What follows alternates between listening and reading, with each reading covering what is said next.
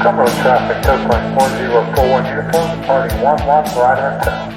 Maybe the strangest thing or the strangest feeling I had was when I saw my friend on a parachute in the middle of a huge thermal with nearly 30 gliders.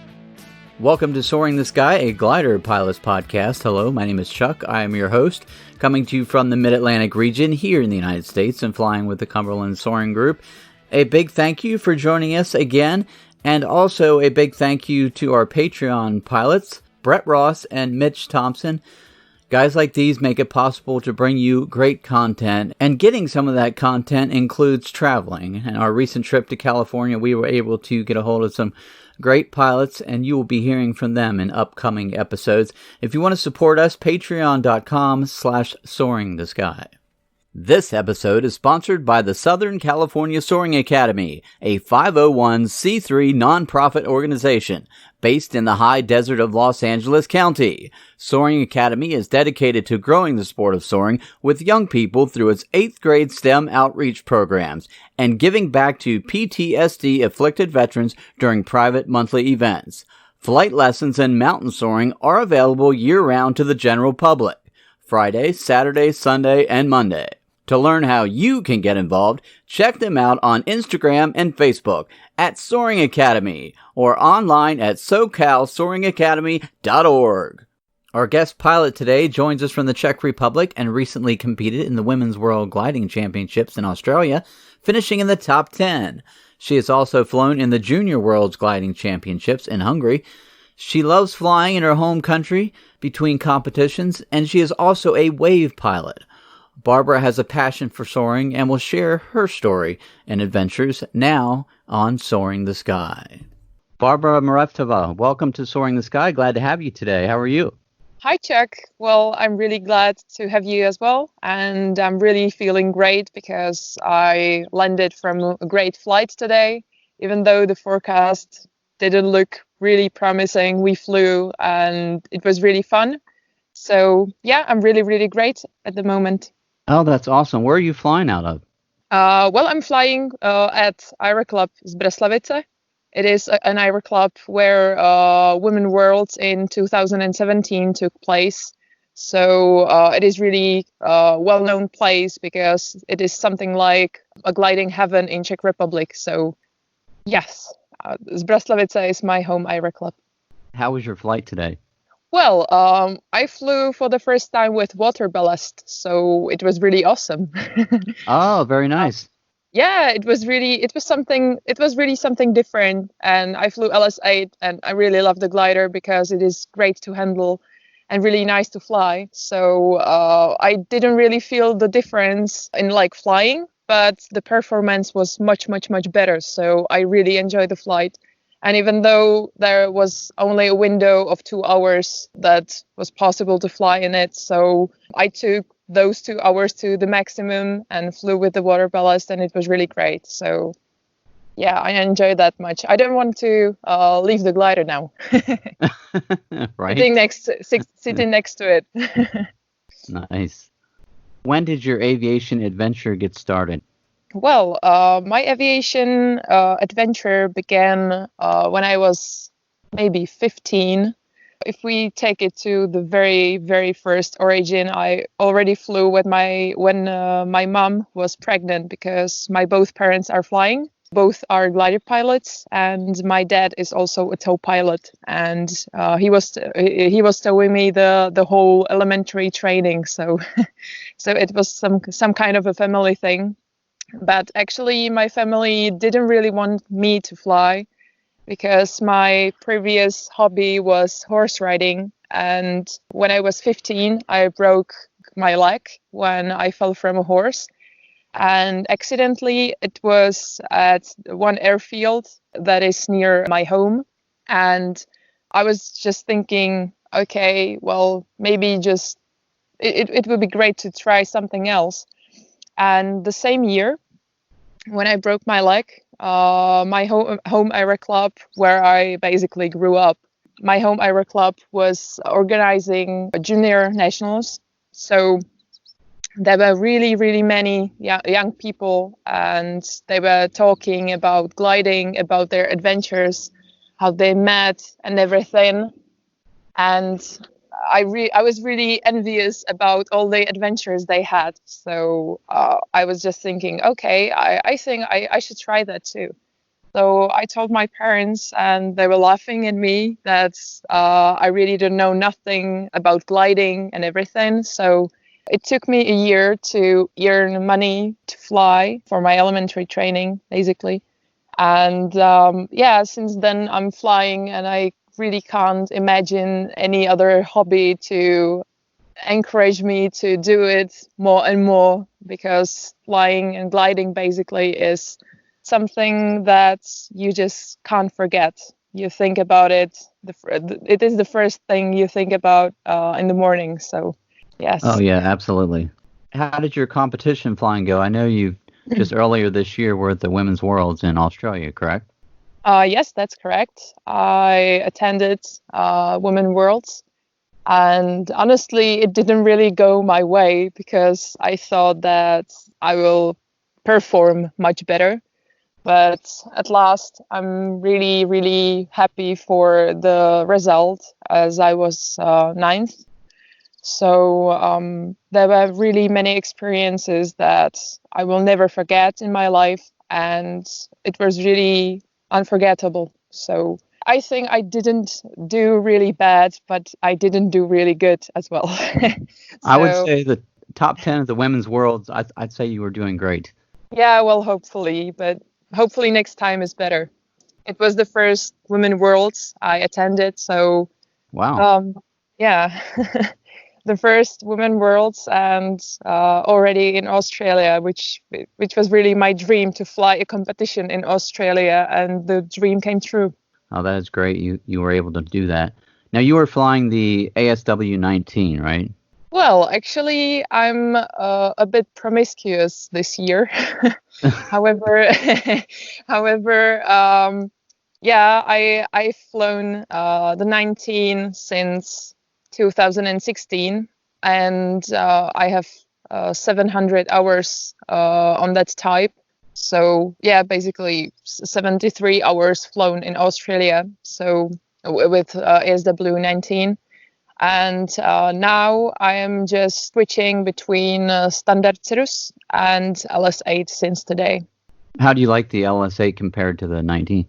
Well, it's really tough question. You just don't have to ask me those questions because the 19 is really my love since the very first beginning. Actually, we didn't really have that love on the first sight with the 19 because many years ago, it was 1 year after I finished my elementary training and started to do cross-country flights, and half a year after I earned my server badge. During one outlanding, it was 2013, I guess, I just broke the glider a bit because the brakes didn't really work on the wheel as it should, and I chose really short fields to land. So there was really everything wrong with the outlanding, and the wheel broke into the fuselage, so it had to be repaired. And I was afraid to fly the 19 again. So I was flying 15 because it is also a really nice glider and a bit slower. So I've been flying the 15 since then. And after a few years, I realized that I should move to another type. So I got back to the 19 because a friend of mine offered me to fly it during junior nationals. And so I just got back to the 19 and really fell in love with the glider. So it was love on the second sight, I would say. And I have so many hours flown on that type that it will be always the first glider I will mention when someone asks me what glider I really like. But as the LS8 is a different category of a glider, I think that I can say that LS8 is the first one in its category that really made me love gliding again and even more, because the glider is really nice to handle. When I sat in the glider for the first time, it was like I have always been there. There was nothing unfamiliar. It was really nice to handle, nice to fly. To be honest, I didn't really feel any difference between flying without water ballast and with water ballast today, because it was still the nicest glider I've ever flown. So LS8 is really great glider, and as one my Australian friend told me, flying the LS8 for the first time is really the most expensive flight you will ever have, because after the first flight with LS8, you need to have one. Yeah, I would imagine. Yeah, so it's like that, basically, yeah. Can you tell me about the scariest winch launch or tow that you had and what you learned from it? Well, there weren't really many launches or tows I would love to forget, because I take any experience as a good experience that can improve me as a pilot. But there were two, actually. One was during towing to the wave, because I also happen to be a wave pilot, because we have some mountains in Czech Republic that are perfect to make the wave. And last year we flew more than, I don't know, I really don't remember the number, but 700 kilometer cross-country flight was a usual thing last year. So really good place to experience wave. And one of the first towings I had was really a mess. I couldn't really handle the glider. I didn't see the tow plane, and so it was really hard. As you probably know or guessed, we flew through the rotor, so that was it. So everything was flying in the canopy, so I couldn't really focus on flying or checking the tow plane. So it was really hard. So that was my first a bit scary towing. Second was actually during my retraining for the 19. It was back in 2013, and there was a minimum weight in the canopy for the pilots, 85 kilograms, and at that time I had 65. So I couldn't really handle the glider as well. And when I released, the glider just did something weird, some weird movement in the air. So I landed immediately, and my friend who was retraining me, he was running at me saying sorry, and he had some ballast in his hands to put in the fuselage. So he was it was a bit luck. So since then I'm just checking the minimum weight in the canopy, so it was helpful that I survived. Yeah. How was the landing? Well, the landing was really tricky, because I had to move the stick forward the whole time, just to be able to fly to the ground. So well, I just managed somehow. I don't really think it was something unbearable, but it wasn't really pleasant, to be honest. Yeah, a little scary. Yeah, a bit, but I think there are more scariest things in the world. For example, spiders. I hate spiders.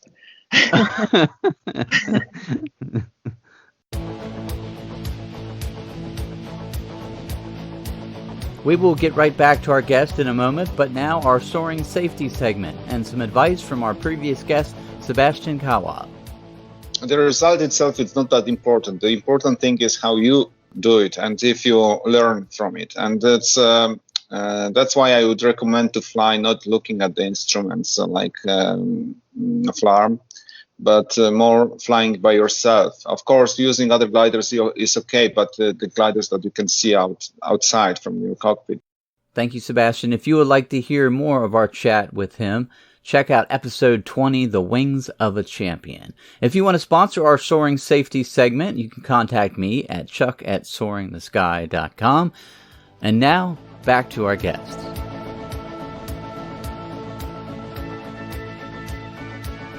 What is the coolest or strangest thing you've seen from the cockpit?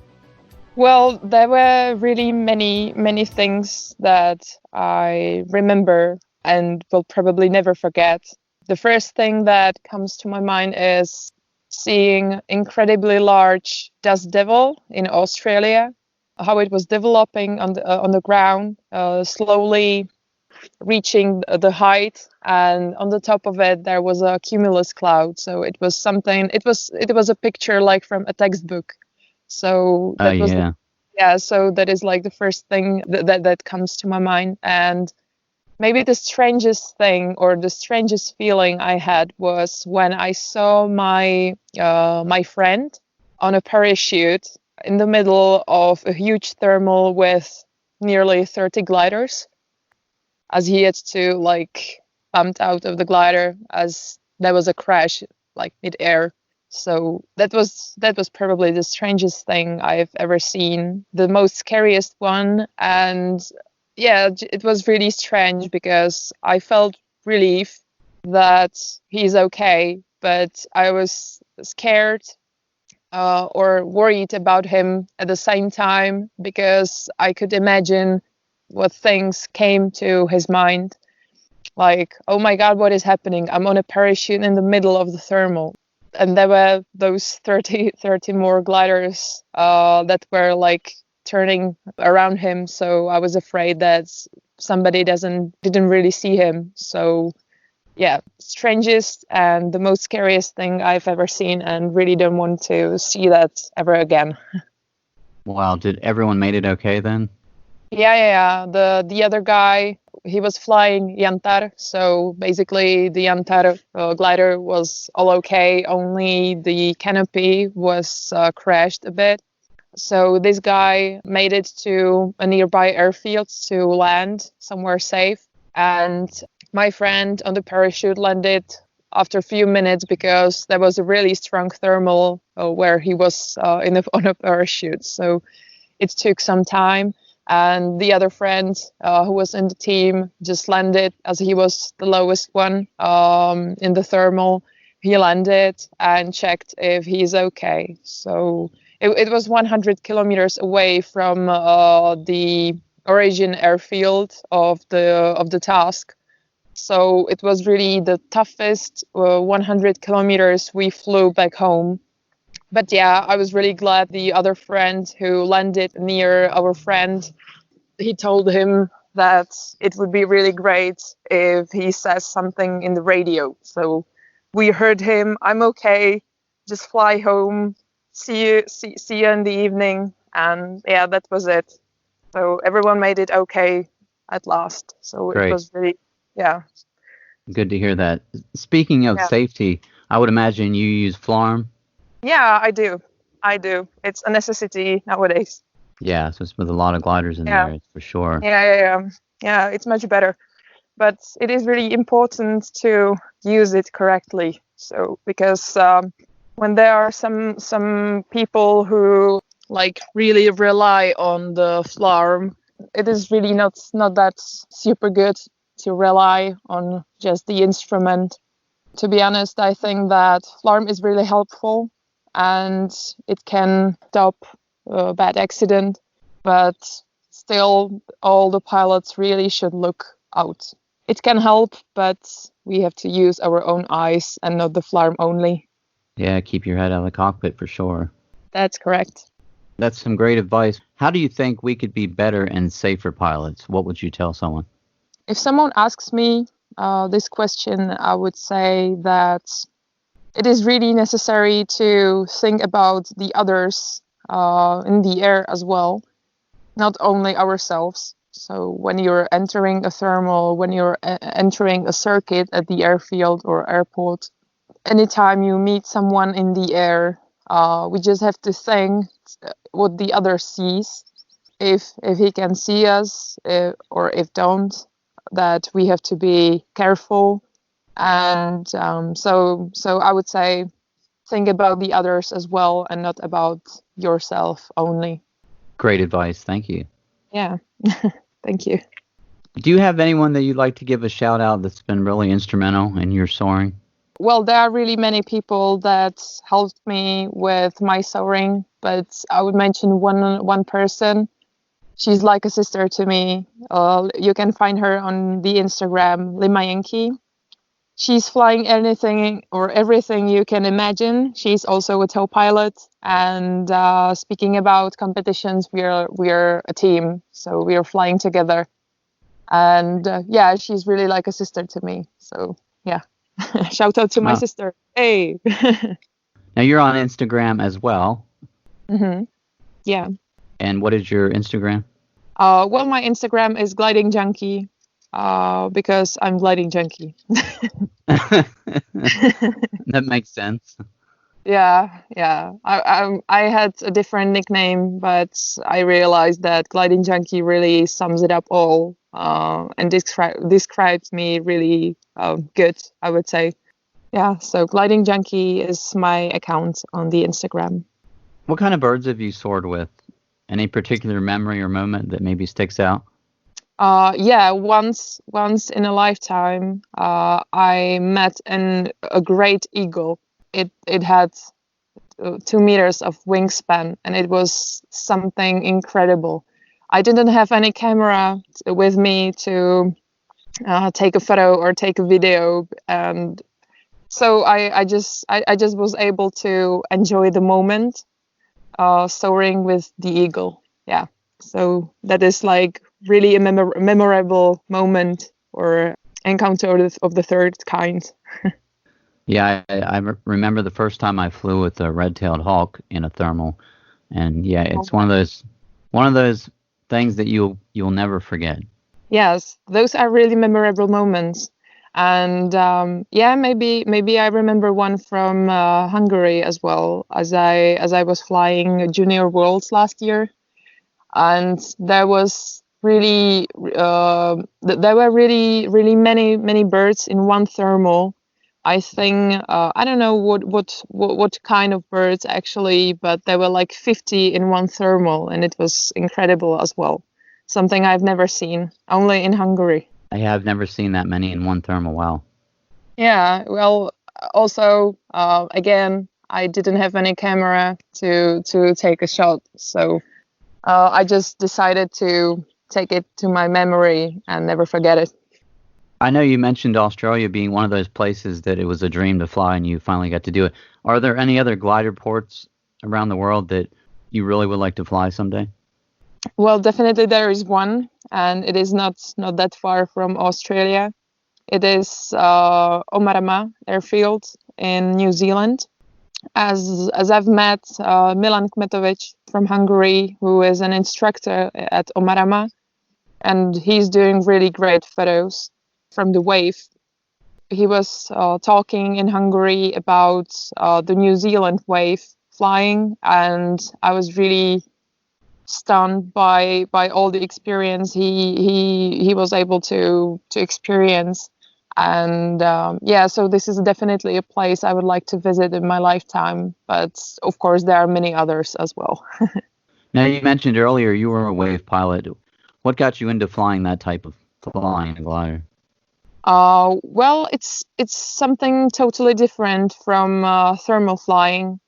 It gives a pilot more experience, and it makes you a better pilot to experience something totally different. That's the same with ridge flying. I think I just learned in the wave that weather and nature is really strong, and you can only go with the flow, and you really can't fight it. You have to think about this during the wave flying, that you really can't fight the wind. You have to go with it, and you have to go with it smart, not to get into a trouble. So yeah, I think it taught me that nature is really powerful. What is some of your higher altitude flights you've had in the wave? Well, I managed to get a diamond height, and I think it was 6,900 meters QNH. So Oh, wow. that was the highest I remember. Yeah. That had been an awesome flight. Yeah, well, it was extremely cold. Yeah, it was really tough at the end because there was only like 0.1, 0.2 meter per second rise. So yeah, it was really tough at the end, but I made it and remember how great it was. The great feeling that yes, I have it. I'm a good pilot. I have a diamond height. So yeah, it was really something I would never forget as the other experiences I had. Where do you see yourself in the future? What are your goals for soaring? Actually, I aspire to be an instructor because I realized I have more than 1,000 hours flown already, and I think that I have experienced enough to be able to teach someone else to love flying. So I would like to be an instructor in the future. Hopefully, I will get the license this year, but we will see how much time I will have for that. Of course, I would love to attend many world championships in the future to experience great flying, also meet great people because gliding is also about people and great people all around the world. So, and I really love to meet new people that love gliding as much as I do. Meeting those people during world championships is something I would like to experience more and more in my life. And my personal like goal is to be able to compete during like the general world championships, not only women worlds. So yeah. Oh, very nice. Very cool. Yeah, the gliding community is an awesome community all around the world. I'm finding that out doing this podcast. It's been a lot of fun meeting you and meeting lots of other glider pilots. Yes, that's totally true. Everyone that is involved in gliding or flying generally is really, really helpful when you need to help with anything at their country. And that's the same with the Australia because Adam Woolley, that is somebody that is a name that is really well known. And that is somebody who helped me out to find the 19 in Australia to borrow to fly. It was also something that really proved me that gliding people around the world are really helpful in the community. So thank you, Adam, and thank you, Phil, the owner of the 19. You were really helpful in Australia. Thank you very much for that. That's awesome. I hear that happened a lot, especially like with the women's world in Australia. Talked to a couple people that they actually used other gliders because it's quite expensive, I'm sure, to get a glider there and a lot of time too. Yes, that's correct. Well, actually, Czech team had 6 gliders that were shipped from Europe to Australia. All those six gliders are like Czech team gliders. So yeah, it's 2.5 months to get it to Australia. But it was much more comfortable for those pilots who flew gliders that are familiar to them. So it was worth it, I think. And as it was 6 gliders, it was okay. And we from club class borrowed the gliders from locals. So there was no issue. And actually, the 19 I flew in Australia was so perfect that I will never forget it because it had winglets. So it was really nice to look on the wing. So I was always turning around to appreciate the winglet shape on the wing. It was really nice glider to fly. Phil has it really, really great. It felt really good to be next to Phil, the owner, and Ingo Renner on the insurance document. So it was really fine. Now, your soaring season, you're there at the glider port today. Is it just starting? I mean, I know with a lot going on, a lot of glider ports aren't flying right now, but are you just now able to fly, or what happened there? Yeah, well, the situation all around the world is really tough, as well as the other countries or glider pilots in other countries. We weren't allowed to fly. However, that changed 2 weeks ago. No, sorry, a week ago, that we were finally allowed to fly, as gliding was considered not dangerous sport to spread the COVID-19.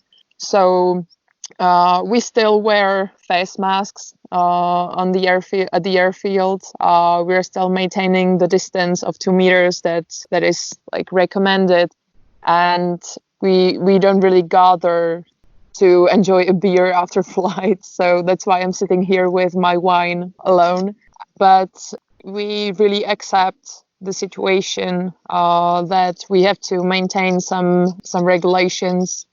But the most important thing is that we are allowed to fly. So it is really great. And as I understand, we are one of really last countries that are allowed to fly. So I'm glad that we are among those that we are allowed to enjoy gliding and not to be closed at home all the time. Absolutely, definitely good to get out, but you know, a lot of glider ports, are still closed. I'm hoping the trend kind of goes the way it is there with you. It sounds like you guys are still doing the right thing and you're still able to fly. So that's awesome. Yeah, well, we are trying to. But it's not easy. It's something totally different that Czechs are used to, because we are quite social. And we are among those nations who love beer, of course. So there is nothing like going to pubs or something with your friends. The social life really went really low. But actually, it should be improved in a few weeks, as our government advised. So we will see how the situation changes. But at the moment, I think that we took the COVID-19 under control, hopefully. Very good. Yeah, we're all in this together, and we will come out on the other side, and we'll all be in the air again, and it'll be nice.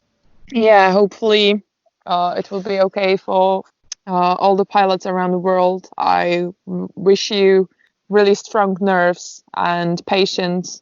We all will fly one day again, and it will be okay. Well, Barbara, thank you so much for joining me on the podcast. It's been a pleasure to speak with you and to hear your adventures. Thank you for having me. It was really great time. You take care of yourself. You too, Chuck. Thank you very much. Thank you. Thank you for joining us for another soaring adventure. To get in touch with us and to interact with us on social media, Michelle will have all that info for you next. Have a great week. Stay healthy, stay safe, and happy soaring. If you would like to say hi, just drop Chuck a line at chuck@soaringthesky.com. Or you can send us a note on the website, soaringthesky.com. Also, if you're a pilot, we want to hear your story. Just send us an email and Chuck will get in touch with you. We hope you join us next week for another great guest and adventure on Soaring the Sky. Music for the podcast was written and produced by Kim Spangler. Voiceover work was provided by Michelle Perez. Graphic design for the podcast was created by Zachary Fulton.